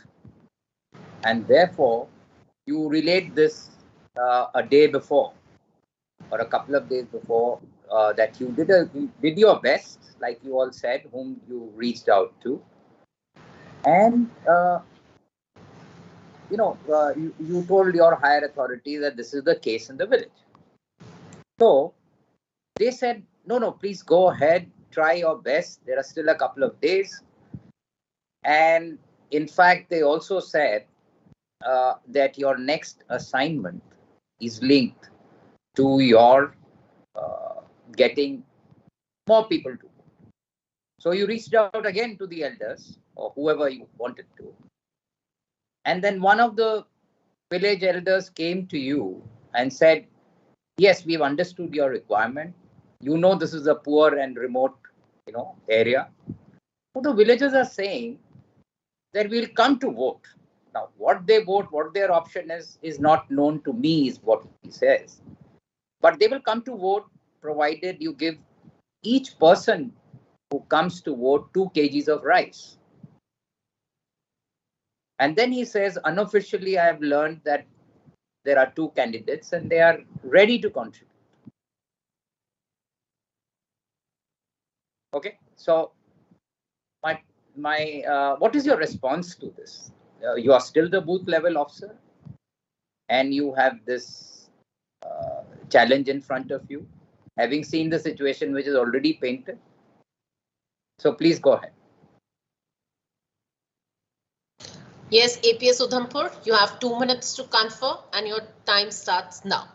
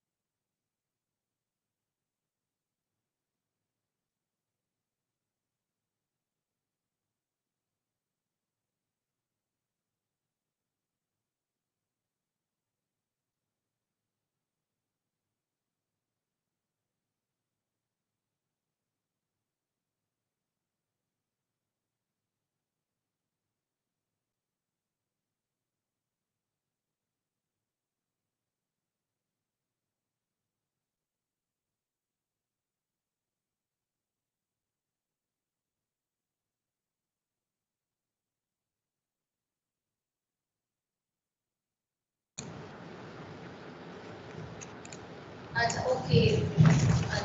Yes, APS Udhampur, you can start presenting your answer.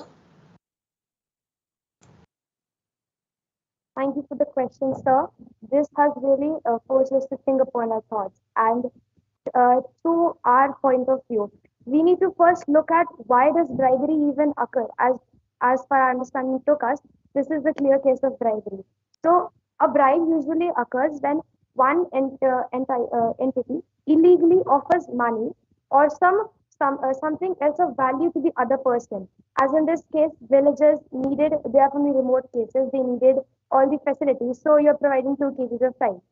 This is to usually sway or influence someone or on their decision process. Bribes are usually often made to escape the legal actions or recommend rules or regulations.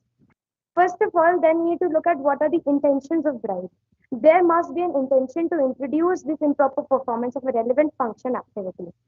And the prosecution then would be needed to able to demonstrate this, which we all know bribe is illegal and we all know the prosecutions about it. Thirdly, who is more responsible for the bribes? The person who are taking bribery is always more responsible because they also need to think morally and ethically what are we doing. For further elaboration, I would pass it on to Ananya. Thank you very much, Tejaswini. And again, thank you very much, sir, for your question. So I totally agree with you. And as a booth level officer, it is my responsibility to ensure that voters understand the importance of their vote and feel motivated to participate in the democratic process. And regarding the demand for rice in exchange for votes, I cannot endorse such a practice as it goes against the principles of democracy. As Mahatma Gandhi once said, and I quote, the spirit of democracy is not a mechanical thing to be adjusted by abolition of forms. It requires change of heart. Instead of resorting to such unethical practices, I would continue to engage with the people and encourage them to vote based on their conscience and belief in democracy. I would also work with the candidates to ensure that they address the concerns of the people and commit to fulfilling their promises. As Swami Vivekananda once said, and I quote, the power of the ballot we need in India, not for our sake, but to let the world know that India is still alive. It is our duty as citizens and as booth level officers to uphold the principles of democracy and encourage people to exercise their right to vote without any inducements or incentives. Thank you. I would like to pass it on to the next teammate. Thank you so much, sir, for your question. This presented us with yet another ethical dilemma that we're stuck in. So the right thing here to do as a poll officer, it is my legal responsibility, sir, to report this incident as it goes against Section 123(1) of the Representation of People Act of 1951. Bribery under the Indian Penal Code is a punishable offense under the Section 171B, which will either result in imprisonment or which will extend to a year, or with fine, or in the worst case scenario, both. So after I report this incident to the legal authorities, the candidature will be nullified from staying in the election to cast his own vote. And so the very flavor of democracy by bribing people is completely flawed if we let him, if we let the candidates do this. As my teammate already mentioned, instead of letting the people get demands, we would try our level best to use correct and just methods. Also, I would like to, quote Latin saying, which is "Audere est facer," which is to dare is to do. So instead of I would not dare to go against the legal constitution. My ethical responsibility here as the poll leader will be to report this and try and get a way to safeguard the votes through a different method, through practical methods and through fair methods. I would like to pass it on to the next teammate. Thank you, Naya. And thank you, sir, for your lovely question. Like my team members have already suggested, it made us think. Since most of the points have been covered by my team members, the legal aspect, the emotional aspect, I would like to further add that Election Commission, as we know, also plays a huge role in this thing. Because when they come to know that this is the wrong thing that they are going to do, the candidates, bribery as it is, we know is wrong. So when the election commission comes to know about the same, they'll take a legal action against it. The elections would be, they would be done again, and the candidates, like my team member has already suggested, would be taken against them. And about bribery, well, my team members have already suggested, as we have seen it for a long time, and even in Tarak Mehta Ka Ulta Chashma, the most famous show, we know how wrong bribery can be and what are the legal actions and the emotional actions that can be taken against such people. And our constitution guarantees us, when all our constitution makers sat together in 1947, when they put their heads together, there was a reason that they made their right to vote and the right where we have to conduct the free and fair elections, because that is the important and that is the very essence on which our entire nation, India, is based upon. And here my ethics are being, they are into play. While sitting in the ethics board, I need to do what is right, and I know that bribery is wrong, and I need to report it to the people who are concerned with it. Because if I let it pass just like that, not taking any legal actions, then I cannot be worthy of being an Indian citizen. And I guess that is how we would like to conclude our answer, sir. Thank you. Just to add up to a point, sorry, but I would like to add up a point that according to the Union Minister Rajnath Singh, he has given an approval to the amendment that political parties who indulge in offering bribes ahead the elections will no longer be able to go scot-free, as the Ministry of Home Affairs has given a nod for amendment in the sections of Indian Penal Code related to election offences. According to proposal sent to the Law Ministry, the Home Ministry wants an amendment in section 171E, punishment for bribery, and 171F, punishment for undue influence or personification at the election of IPC. And as for the new law, the offences committed will be cognizable and non-bailable, along with the jail term of 3 years. Thank you. Passing it on to another speaker. And just for to conclude, as Mahatma Gandhi said, the spirit of democracy cannot be imposed from without. It has to come from within. Therefore, it is my duty to educate people about the importance of voting and to encourage them to participate in the democratic process based on their own convictions. Thank you very much, sir. I hope that our answers satisfied you. Thank you very much. Yeah, thank you for your response. Wonderful. Thank you, sir, for your insightful question. And thank you, Team B, for the answer. Moving ahead, may I request our second judge, Ms. Devika Lal, to ask her question to APS Udhampur. All right, thank you. So thank you to the team of APS Udhampur for elaborating on this important issue. So let me just highlight some aspects of your case which has been brought to you. So you're a booth level officer of a remote and underdeveloped area, and booth level officers are typically those who belong to the community. They're often themselves on those electoral rolls, because the entire idea of a booth level officer was that they will check for fraudulent electoral rolls, that that it's not that somebody who's died is on the electoral roll. They have to check. Basically the fact checking was one of the main responsibilities why booth level officer was put in the first place. So you belong to the community. It's a small community, it's a remote community. So clearly the sense of community is very, very strong. Everybody would know each other, and you would have your links, you would have your links of your family, etc., and all of that. Now, it has come to your knowledge clearly that the people of your community do not want to vote because they are extremely disenchanted. They extremely feel let down by the entire process. And suppose you are yourself aware, I'm giving a scenario that as a BLO, you yourself know that the candidates who are there in this election for consideration are corrupt, have not fulfilled the demands of your community. At a personal level that they have a point. They have a very strong point. At the same time, at an official level, you have a responsibility to encourage a strong voter turnout.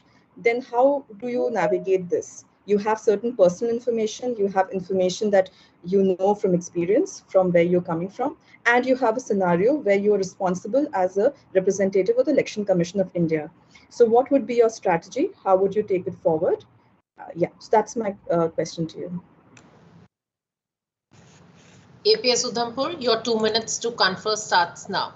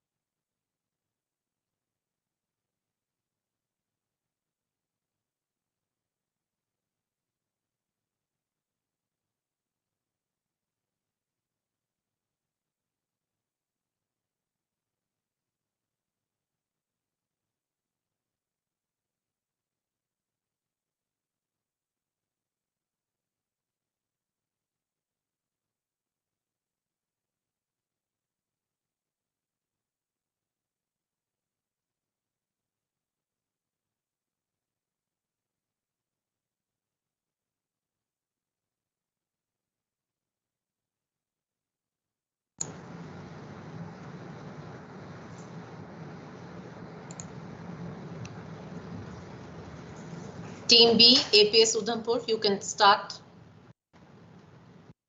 Thank you, ma'am. Thank you, ma'am, for your question, and it really made us think like the rest of the questions that we have had earlier.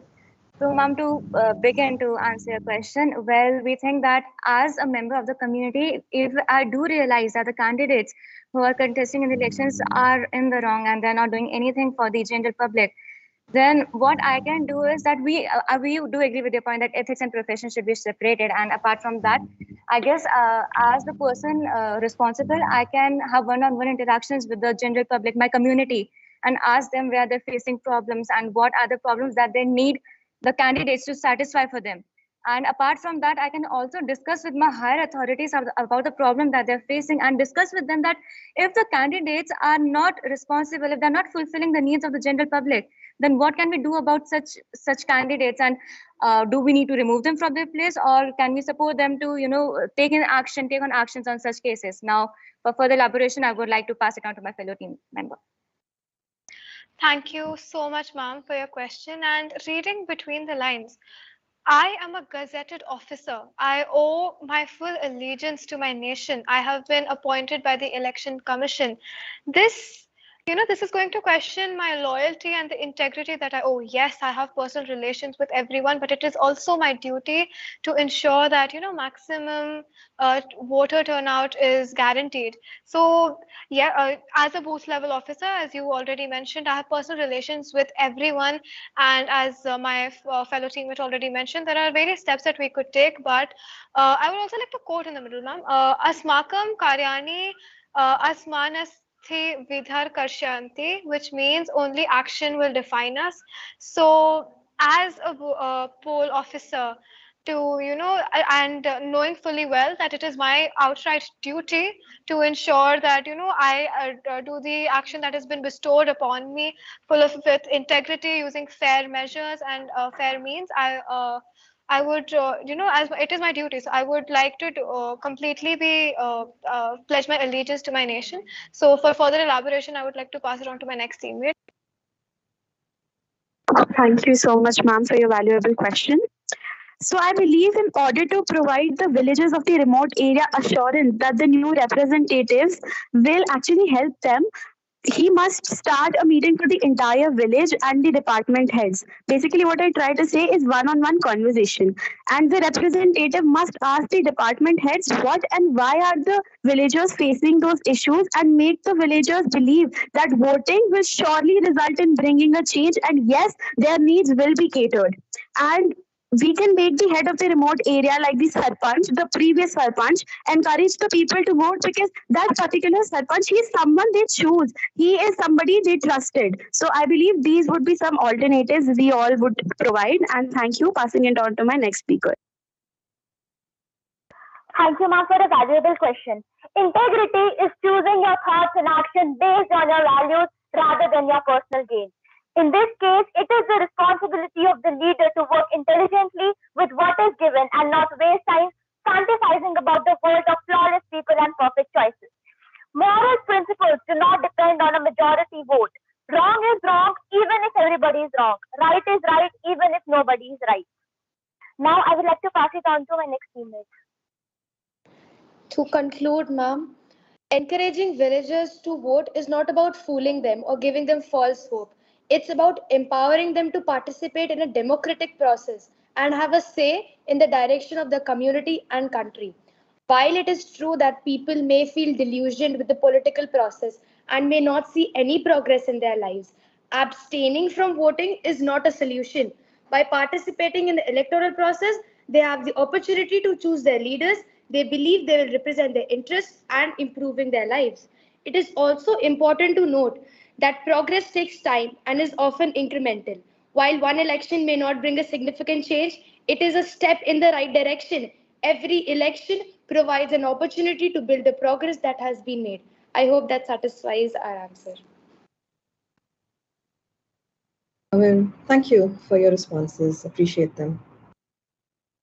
Thank you, ma'am, for such a thoughtful question, and thank you, APS Udhampur, for well-coordinated answers. Now I request Mr. Rishabh Shah to pose a question to APS Udhampur.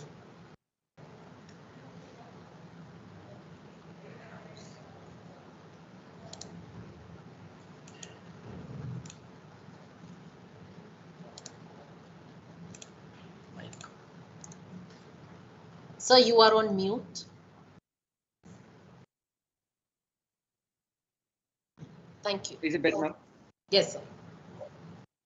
Make the simplest of errors. But I just wanted to quickly say that the answers that they gave made me feel that they should be the real poll booth officers instead of some of the poll booth officers that I've had the pleasure or not so, the misfortune of interacting with. But just a quick question to all of you. In 2014, this is a real life scenario that took place where we worked with the Election Commission under something that was called first time voters. And a few thousands of us actually went ahead and helped the Election Commission in terms of registering people for voting in both urban and rural areas. And when we went to some of these rural areas, and this happened to somebody who was a part of the team, they said to that person saying, the people who are contesting are criminals. They have criminal records. Plus, like Sir said, and even Devika mentioned this, this is something that as a poll booth officer, they knew, the polling agents knew that these people were criminals.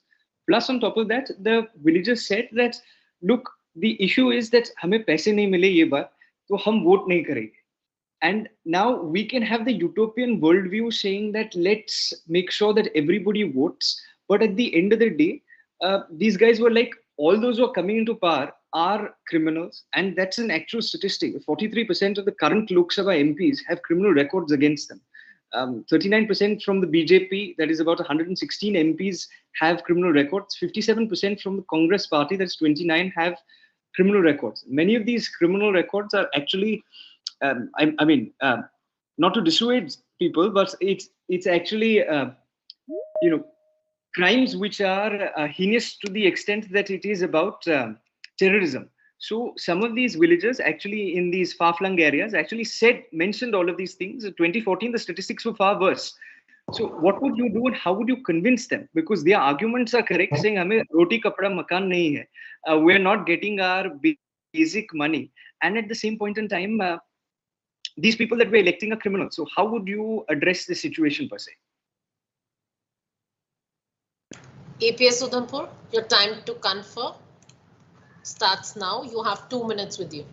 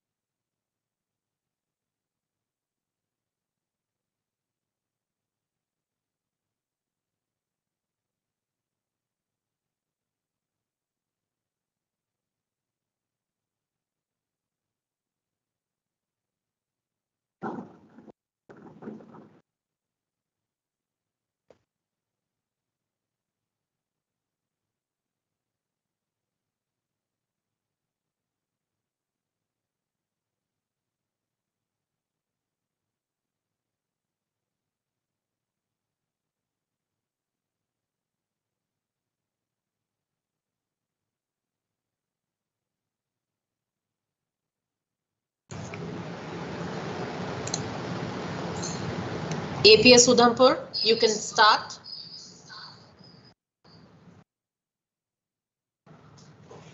Okay. Thank you, sir, for your wonderful question. And thank you for providing us with a real life scenario so that we know what the ground reality actually is. And sir, to answer your question, well, I would like to start off with providing a little bit of background about the constitution. At that time, let's resume back in some time. So during the time when our constitution was being made, and during the times that we were having a freedom struggle and all that stuff, we could see that Dr. Bhimrao Ambedkar, he demanded for a separate electorate. And after that, the head of the Muslim League, Jinnah ji, he also demanded for a separate electorate. And we ask, why is that? Why do they demand for a separate electorate? Now, while we're sitting in the ethics pool and we are discussing about voting and the importance, now I guess we can answer that question, that why electorates were important and why voting has become so important now, because people know that when they vote, even if it's a particular community, they will have the chance to be represented at the national level. That is why Dr. Bhimrao Ambedkar wanted separate electorate, because he wanted to represent people of the untouchable class. Jinnah ji wanted a separate electorate so that he could have the right to represent the people from belonging to the Muslim religion on the national level. So this is the background that I liked to just keep in front of everyone, and forwarding to my next team member to further elaborate. All right. Thank you so much, sir, for your question and making us aware of the statistics that were involved. So our constitution, section 4A of the conduct of election rules, its day of 1961, states that an affidavit must be filed by each candidate, and the affidavit should consist of any offense that is punishable, and any charges that have been framed by the court. And in case there is a conviction for an offense, section 8 of the Representation People Act, the RP Act of 1951, they will be sentenced with an imprisonment for 1 year or more. So this is what our constitution guarantees, but as you've made us very aware, the ground reality is completely different. So as a poll booth officer, knowing fully well that they're criminals, that we are going to encourage the people to vote for criminals. As my teammate already mentioned, the very framework of democracy is, the criminals will be forced to run the country in a free and fair way. They will be forced to, work for the welfare of the people. So to further elaborate, I would like to pass it on to my next teammate. So, sir, as you made us aware about the situation, that the candidates who are contesting they have criminal backgrounds. Well, I would here like to highlight the powerful tool of Nota, which has been termed as a game changer by the option.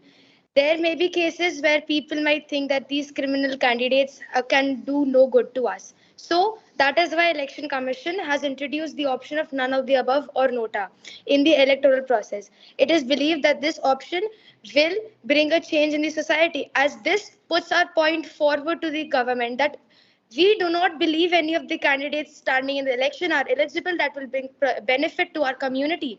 That is why this will represent a fresh start of the election. Further elaboration, I would pass it on to my next teammate. Thank you so much, sir. So first of all, I would like to say that attending events like MUN and Ethics Bowl, they have made us aware about the real life situations. And to answer your question, the Supreme Court has recommended for the appointment of a high-level committee for ensuring an in-depth investigations of these criminals that stand as political leaders.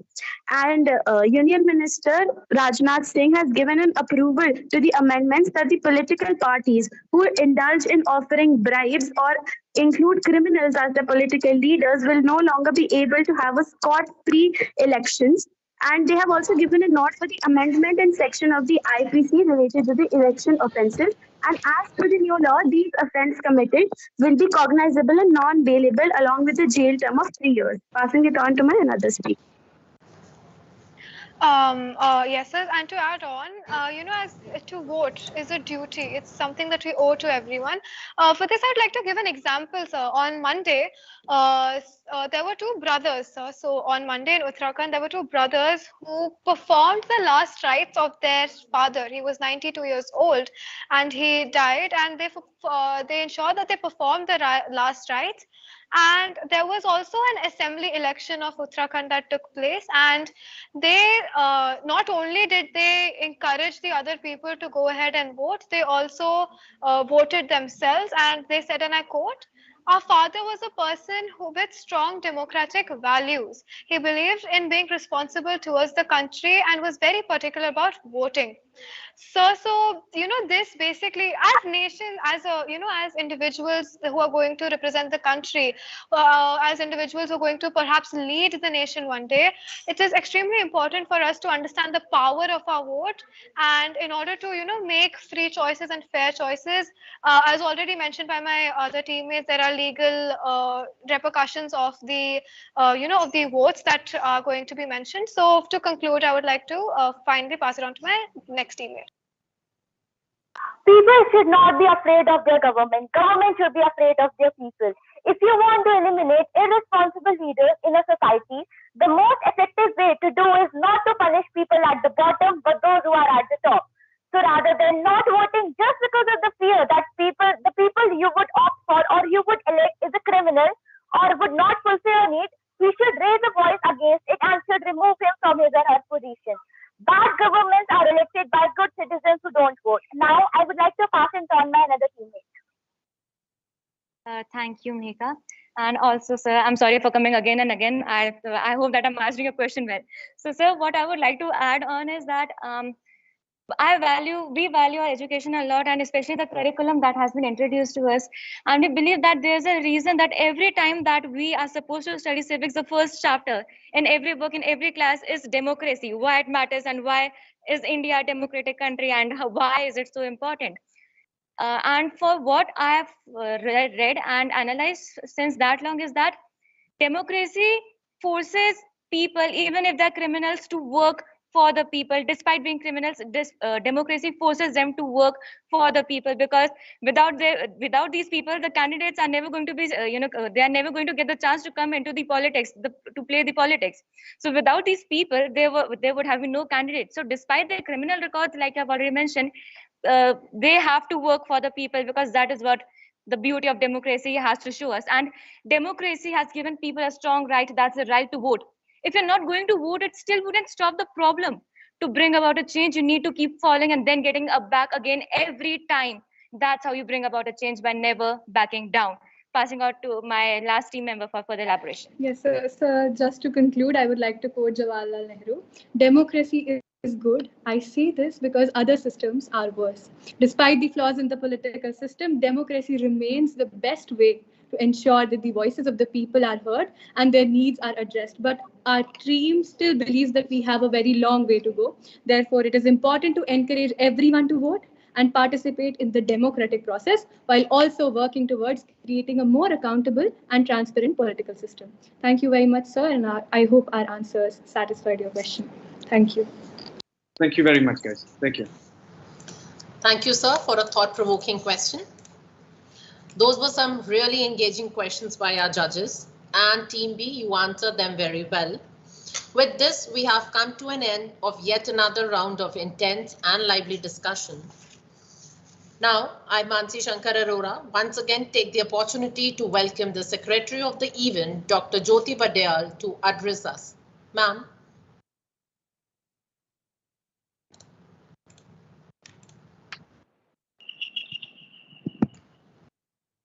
Over to you, ma'am. Thank you, Mansi. Good afternoon, everyone. Am I audible to everyone? Yes, ma'am. Yes, I'm on. So again, the moment of congratulating everyone has come, right? Budding talent of APXs. Really, it's wonderful to see the amazing performance of both the teams. Both of you have tried your best. Let us see, the results will be declared in the closing ceremony. So You have to cross your fingers by that time, dear children. As I know that you all are desperately waiting for the moment that when results will be declared. So dear children, but first of all, I would like to say here that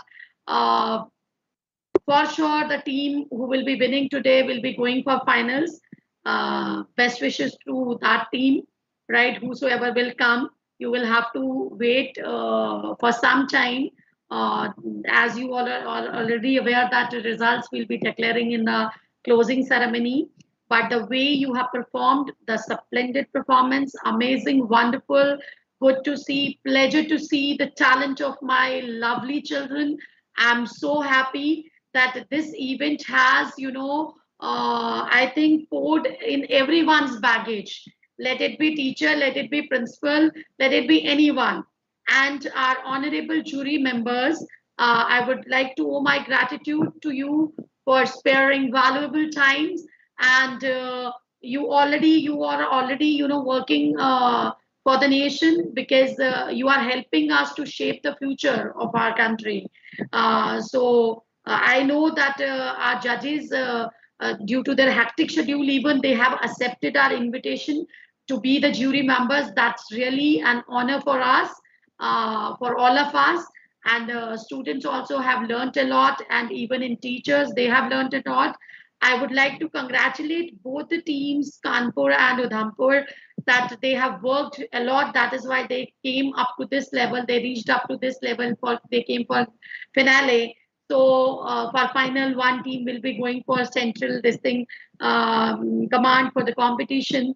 So all the very best, and thank you to jury members. I would like to thank all the mentors, right, of the events, for all schools of the Northern Command, all 12 schools of the Northern Command, because all the teachers have worked very hard in the initial matches, if we see, or in the quarter final, or in the semi-final. Your mentors of the ethics ball of the different schools from command, they have already worked very hard, so that is why the children have come up to that level. Competitive spirit we have seen in students, zeal and enthu, that was seen. So it was really a wonderful performance from all of you, right?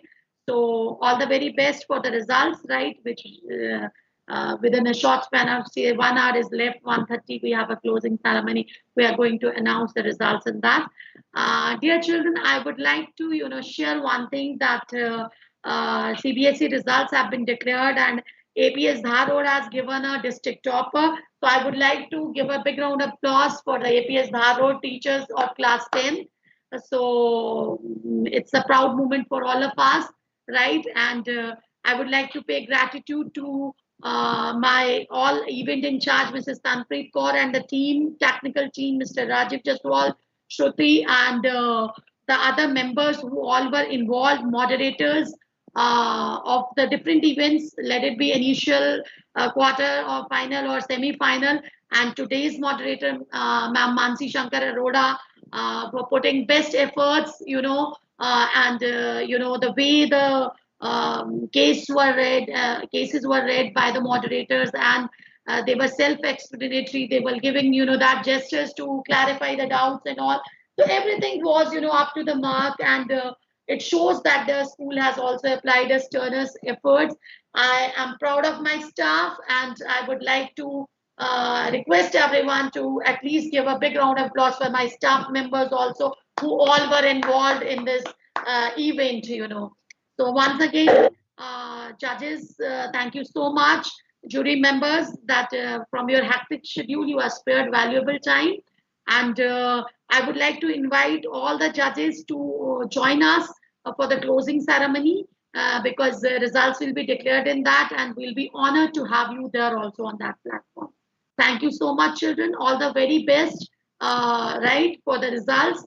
So let us wait for some moments, and we'll be meeting once again in the closing ceremony. That's all. Thank you so much. Jai Hind. Thank you, ma'am, for your valuable words. Next, I request all the worthy judges to send the result sheet in the judges group or even coordinator. We'll take a 10-minute interlude to check if we are having a tiebreaker question. So I request everyone not to leave the meeting.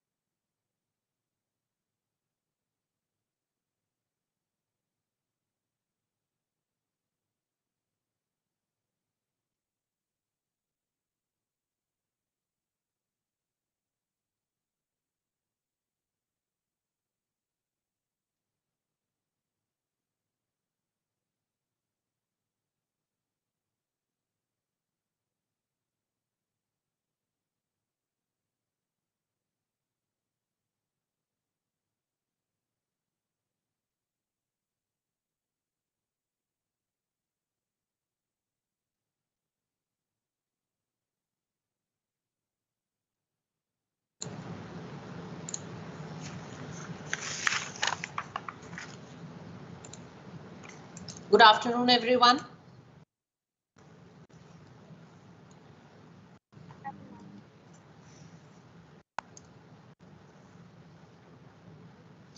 Till the time results are getting compiled and they'll be declared in the closing ceremony, I'll request our worthy judges to address the participants. Ms. Devika Lal, ma'am, we'll welcome you. Thank you. I just wanted to just leave a few thoughts because I may not get a chance to interact with the participants again. So first of all, I congratulate both teams because it's much easier to judge something like this and actually participate in it, because to form arguments, to reason something, it's really it's a labor of love and intellect. So I congratulate you for the effort that you've made. Secondly, on a slightly lighter note, just want to say that the team that wins, congratulations, that we should not, I really feel strongly about this, that we should not underestimate people who are maybe in very remote parts of the country. The fact that, education, the lack of education is a problem, lack of digital access is a problem, because they are often the most politically astute and aware people that I've come across personally. So I do hope that as you guys join college and university and you graduate from school, that you do get a chance to participate in various processes that are happening. I mean, Rishabh himself is part of and is leading many things, and there are other things going on, because really it's like it's a learning ground for us who are growing up in cities. Not to say that we are completely delinked with the reality. I'm not saying that also. That's also, I think, a very unfair criticism. We are aware, we are responsible, but at the same time, there's a learning ground in our country which is there, and I hope that you also go and see what it is, because I mean, let us not underestimate what education does and doesn't do, and literacy does and doesn't do, and let us not also underestimate actually what digital reach can happen.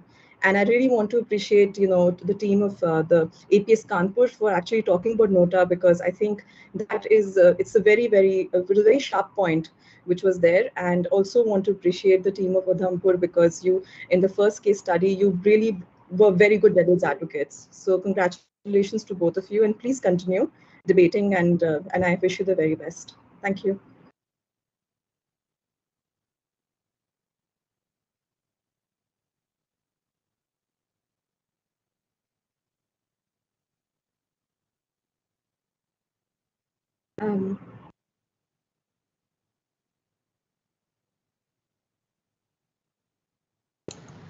Thank you, ma'am. Now, it was indeed challenging. What I must share with not only you but with the participants are their presentations and the response to the questions clearly indicate that they not only work hard but also possess great ideas. What's more is, I think, as you grow up in life and often in your career, you are always challenged. And it's a good thing that you be challenged, because your own ethics and values will determine the course of whatever organization you're part of. And in the long run, the nation. But I think you must always try and see both what is the point and be part of society, to my mind, which seeks solutions. Nothing that works for one works for the other. And when your ideals, your models are challenged, uh, you have to speak your mind. You have no choice. Doesn't matter. But remember one thing, that having spoken your mind, I would feel you have to allow the person who is, responsible to take the final decision, go ahead and do it. If you feel very morally kind of upset with it, you have recourse to so many other things in life.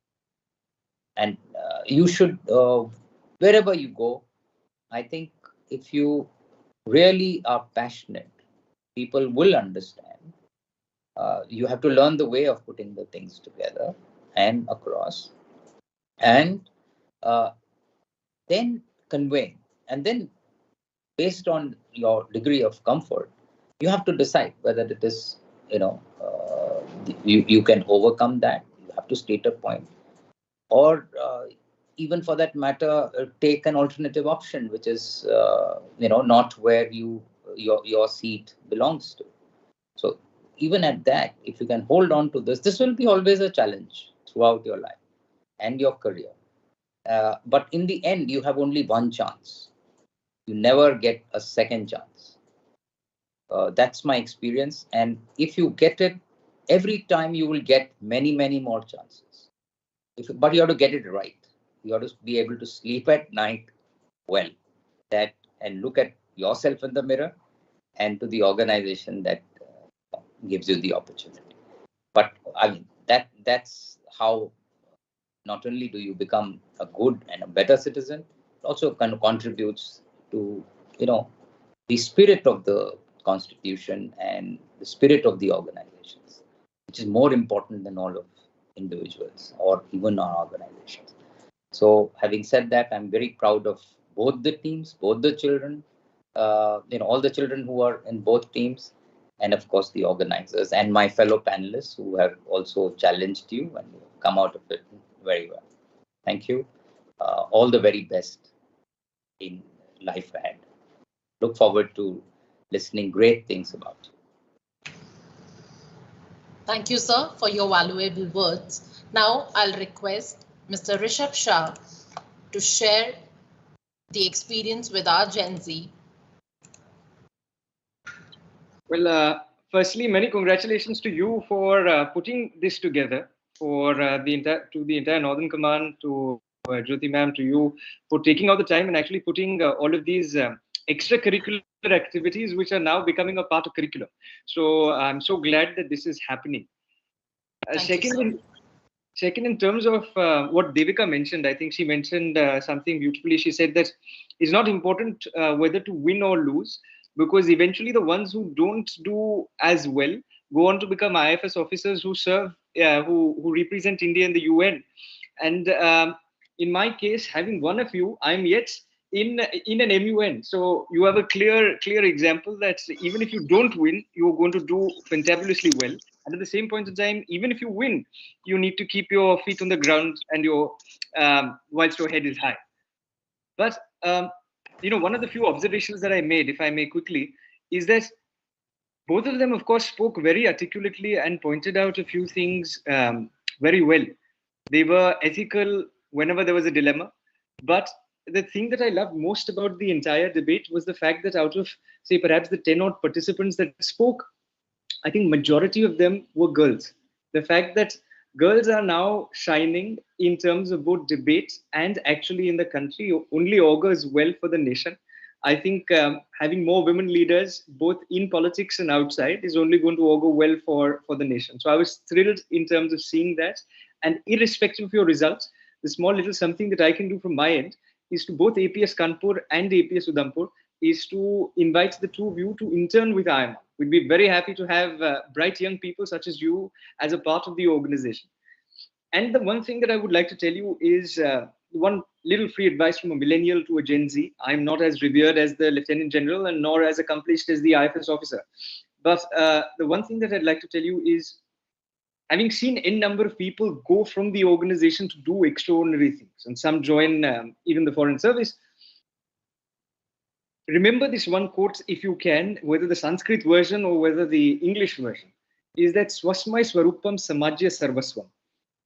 My granddad used to say this to me, and he used to tell me this all the time. It roughly translates into English as do little for yourself and do a lot for others. If eventually you choose, as one of the girls rightly said, that if eventually there are about 150 or 200 students who are interested in public service or humanities or political science, if you are going in the field of public service, then I definitely think that this should be your motto, given the fact that when you eventually reach into public service, I've seen very many from the organization also forgetting the motto and start serving themselves before they're serving anybody else. So I sincerely hope that the Gen Zs show us the way, and looking forward to seeing you, like I said, both in real life and whilst you make the nation proud in the front pages of all the newspapers. Thank you very much for inviting me. And thank you to APS Kanpur and Udhampur for putting forward such brilliant arguments that's like, and I can speak on behalf of the rest of the two judges as well, that delighted us for the last one and a half hours. So thank you very much for all of this. Forward to seeing you very soon. Thank you, sir.